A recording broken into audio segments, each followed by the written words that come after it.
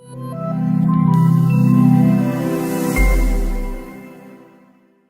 Guys and welcome back to Go Legal and this is Sushant. और आज हम इस वीडियो में बात करने वाले हैं लीगल नोटिस के बारे में कि लीगल नोटिस होता क्या है। अगर आपको किसी को लीगल नोटिस भेजना है या आपको पता ही नहीं है कि लीगल नोटिस होता क्या है, और या अगर आपके पास कभी लीगल नोटिस आया है तो आपको क्या करना चाहिए और लीगल नोटिस का रिप्लाई किस तरह से किया जाता है, तो ये सारी बातें आज हम डिस्कस करेंगे इस वीडियो में। तो चलो शुरू करते हैं। तो सबसे पहले बात करेंगे कि लीगल नोटिस क्या होता है।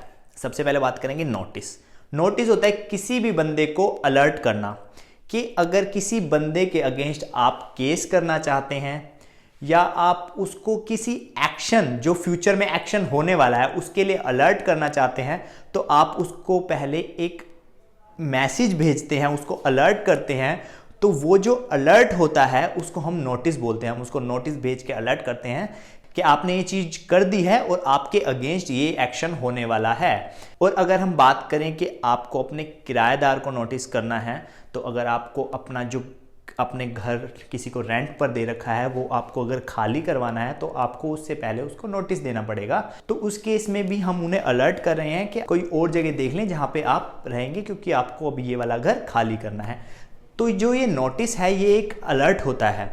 और अगर हम बात करें लीगल नोटिस की, जब आप नोटिस अपने वकील के थ्रू भिजवाते हो तो उसको हम लीगल नोटिस कहते हैं।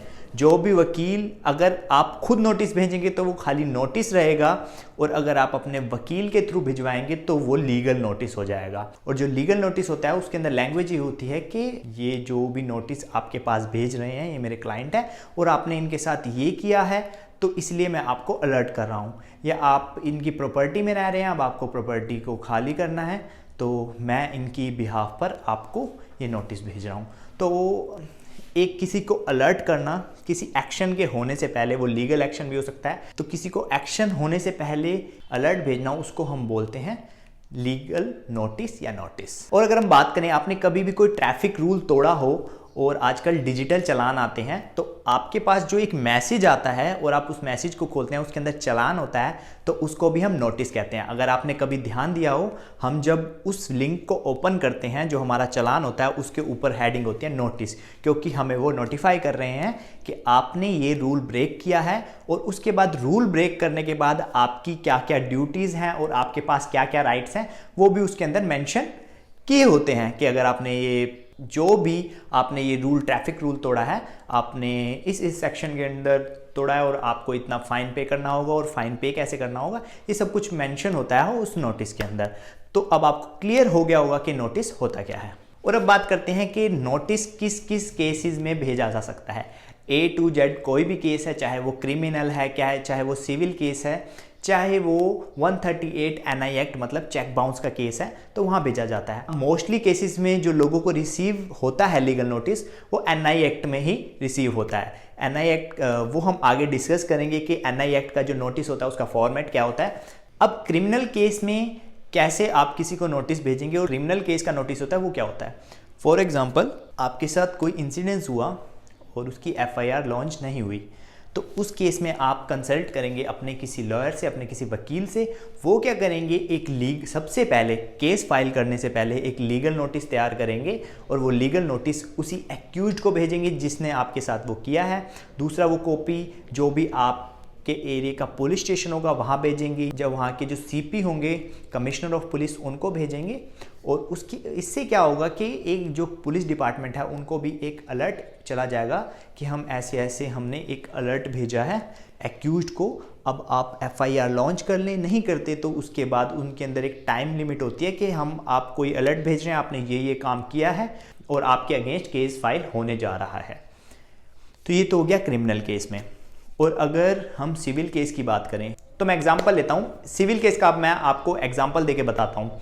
अगर हम फॉर एग्जाम्पल किसी जगह में रह रहे हैं, आपका घर है, आपके घर के साथ वाला घर आपसे ऊंची बिल्डिंग बना लेता है और ऊंची बिल्डिंग बनाने के बाद वो आपकी तरफ एक विंडो खोल देता है के वेंटिलेशन के लिए, किसी भी चीज के लिए जो उसका राइट नहीं है, क्योंकि वो आपकी प्रॉपर्टी की तरफ खोल रहा है, वहां पर उसका जो राइट है अपनी प्रॉपर्टी तक है। बट अगर वो विंडो आपकी प्रॉपर्टी की तरफ खोलता है, आपके घर की तरफ खोलता है, तो वो उसका राइट नहीं है, ये इलीगल है। तो इसमें अगर आप उस बंदे से जाकर लड़ोगे, बहस करोगे, वो नहीं सुनेगा।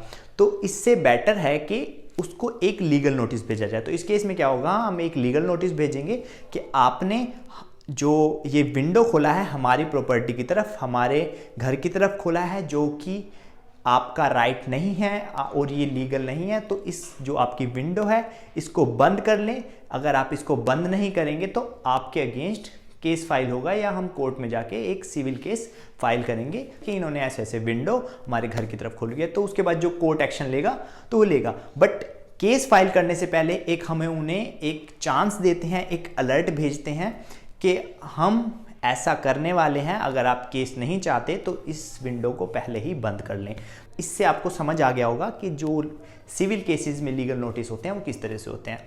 तो इसके बाद हम बात करेंगे, अगर आपने अपनी कोई प्रॉपर्टी किसी को रेंट पर दे रखी है, और जब भी हम अपनी कोई प्रॉपर्टी किसी को रेंट पर देते हैं तो एक रेंट एग्रीमेंट बनता है, और उस रेंट एग्रीमेंट के अंदर एक पॉइंट होता है कि अगर आपको अपनी प्रॉपर्टी वहाँ उनसे खाली करवानी है, कि अब हम नहीं चाहते कि ये वाले टेनेंट्स हमारे पास रहें, हम इनको हटाना चाहते हैं, तो आप उनको एकदम इमीडिएटली ऐसे नहीं कह सकते कि खाली करो।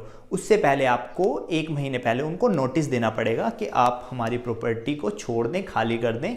और 1 महीने का नोटिस इसलिए होता है कि जो वो बंदे किराएदार आपके पास रह रहे हैं, आप वो एकदम से कोई और दूसरी प्रॉपर्टी नहीं ढूंढ पाएंगे कि आप उन्हें कहें भाई खाली कर दो, कल खाली करके चल जाना, तो ये गलत है। तो इसलिए उनको 1 महीने पहले नोटिस दिया जाता है कि आप हमारा जो ये घर है ये खाली कर दो, अब हम इसको जो हमारा एग्रीमेंट है, जो हमारा कॉन्ट्रैक्ट है रहने का, अभी इसको हम कंटिन्यू नहीं करना चाहते।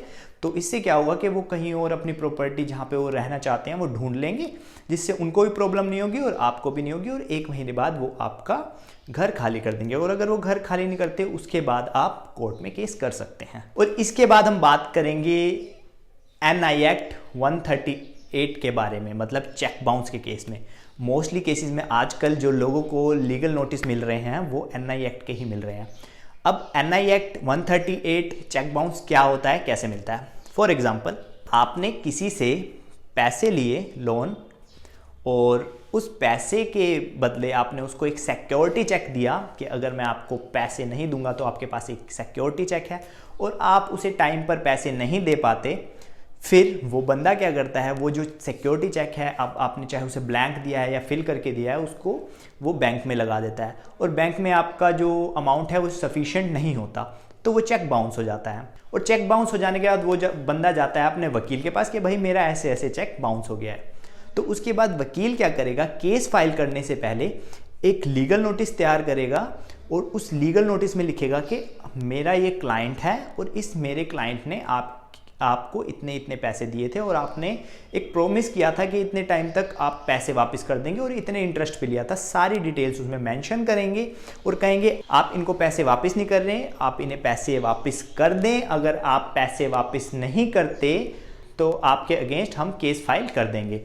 तो केस फाइल करने से पहले एक हम उसे अलर्ट भेजते हैं कि भाई आपने जो पैसे ले रखे थे वो हमें पैसे वापस दे दो। अगर आप हमें पैसे वापस दे देंगे तो हम कोई केस नहीं करेंगे, आप पैसे नहीं देते तो आपके अगेंस्ट केस फाइल हो जाएगा। और अब हम बात करते हैं, अगर आपको लीगल नोटिस रिसीव हुआ है तो अब आपको क्या करना चाहिए। अगर आपको लीगल नोटिस रिसीव हुआ है तो उसके अंदर एक टाइम पीरियड होता है कि ये इतने दिन का नोटिस है, तो आपको उस टाइम पीरियड के अंदर उसका रिप्लाई करना चाहिए।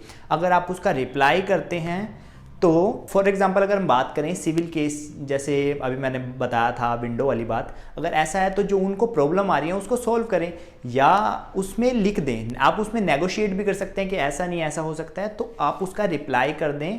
और अगर हम बात करें NI एक्ट में, उसमें आपने किसी से लोन ले रखा है और आपने जो उनका टाइम पीरियड था उसमें सारा लोन उन्हें वापस नहीं दिए, पैसे वापस नहीं दिए उनको, और कुछ पैसे रह गए और उन्होंने आपको लीगल नोटिस भेज दिया, तो आप उनको रिप्लाई में ये कह दें कि हमें थोड़ा टाइम दें। अगर आपके पास अभी पैसे नहीं है तो उसमें मेंशन कर दें कि हमें इतना टाइम चाहिए। और अगर वो आपसे पैसे ज़्यादा मांग रहे हैं तो उसमें कहें हमने आपसे इतने पैसे लिए थे और हम आपको इतने पैसे देने के लिए रेडी हैं, और हमें इतना टाइम चाहिए आपको पे करने के लिए। तो इससे क्या होगा, अगर जब भी आप किसी लीगल नोटिस का रिप्लाई करते हैं तो आपके लिए एक डिफेंस बन जाता है। अगर इन फ्यूचर वो केस फाइल होता है तो आप अपने जो आपने रिप्लाई उनको किया था उसका आप डिफेंस ले सकते हैं कि हमने इनको, जो इनका लीगल नोटिस था, इनको हमने ऐसे रिप्लाई किया था और हमने इनके साथ नेगोशिएट करने का ट्राई किया था।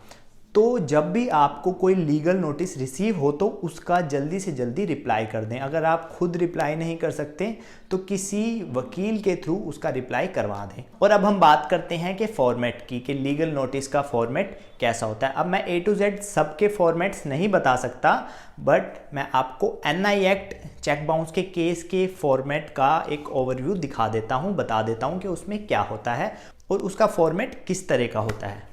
तो अभी मेरे हाथ में जो ये लीगल नोटिस है, ये NI एक्ट का लीगल नोटिस है। अब जो लीगल नोटिस है, सबसे पहले जो इसके ऊपर की हेडिंग है, ये एक लेटर पैड पे प्रिंट होता है। लेटर पैड एक वकील के लेटर पैड पे। तो सबसे ऊपर क्या होगा, जो वकील हैं उनका नाम और उनके जो ऑफिस है उनका एड्रेस, और उसके नीचे यहाँ पर लिखा है स्पीड पोस्ट, क्योंकि हम इसे स्पीड पोस्ट से भेज रहे हैं। और उसके बाद टू मतलब हम ये नोटिस किसको भेज रहे हैं, उसका नाम, उनके फादर का नाम, उनका रेजिडेंट, और उसके बाद हम लिखेंगे सब्जेक्ट, कि जो आप ये लीगल नोटिस भेज रहे हैं इसका सब्जेक्ट क्या है। अब जैसे मेरे हाथ में जो ये लीगल नोटिस है ये NI एक्ट का है, तो इसमें लिखा हुआ है legal notice under section 138 of NI act. और उसके बाद स्टार्ट हो जाएगा। इसके अंदर हम लिखेंगे कि हमारे जो क्लाइंट हैं जो लीगल नोटिस भिजवा रहे हैं। अब जो ये नोटिस है ये लीगल नोटिस है, मतलब ये जो नोटिस है ये एक वकील भेज रहे हैं। तो इसमें क्या होगा, इसके अंदर सबसे पहले वो मेंशन करेंगे कि हमारे पास ये हमारे क्लाइंट हैं, क्लाइंट का नाम, उनके फादर का नाम और उनका एड्रेस। और उसके बाद सारी स्टोरी लिखेंगे कि आपने इनसे इतने पैसे बोरो किए थे और इतने टाइम के लिए किए थे और इतने इंटरेस्ट पे इनसे पैसे लिए थे। और उसके बाद इस जो मेरे हाथ में अभी नोटिस है इसमें ये लिखा हुआ है कि कुछ टाइम बाद जो हमारे क्लाइंट हैं वो आपके पास आए पैसे लेने के लिए, कि आपका ये जो टाइम पीरियड है, जो जितने टाइम के लिए आपने पैसे लिए थे वो टाइम पीरियड पूरा हो चुका है, अब हमें पैसे दे दो। बट आपने डिनाई कर दिया और आपने जो एक सिक्योरिटी चेक दे रखा था वो हमने बैंक में लगाया। कौन से बैंक में लगाया, बैंक का नाम। तो हमने जब चेक लगाया तो वो किसी भी रीज़न की वजह से इनसफिशिएंट अमाउंट या किसी भी वजह से चेक बाउंस हो गया और लिखा जाता है कि आपने इंटेंशनली किया, हमारे क्लाइंट को चीट करने के लिए किया। और आप अगर मेरे क्लाइंट को पैसे वापस नहीं करते तो हम under section 138 of NI act हम आपके अगेंस्ट एक केस फाइल कर देंगे। और इस लीगल नोटिस का टाइम 15 डेज़ है, मतलब अब जो जिस बंदे को नोटिस रिसीव होगा वो 15 दिन के अंदर आपको इसका रिप्लाई करेगा, और अगर रिप्लाई नहीं करता तो आप केस फाइल कर देंगे। और लास्ट में लिखा होता है जो हम ये लीगल नोटिस आपको भेज रहे हैं इसकी एक कॉपी हमारे पास भी है, और उसके लास्ट में आपके जो एडवोकेट हैं, आपके जो वकील हैं, उनका नाम, और वो अपने यहाँ साइन कर देंगे।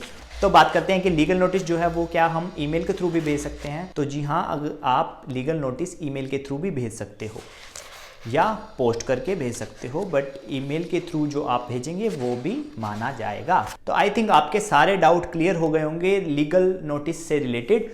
और अगर कोई डाउट आपके माइंड में रह गया हो तो आप हमें कमेंट सेक्शन में बता सकते हैं या हमें मेल कर सकते हैं contactgolegal@gmail.com।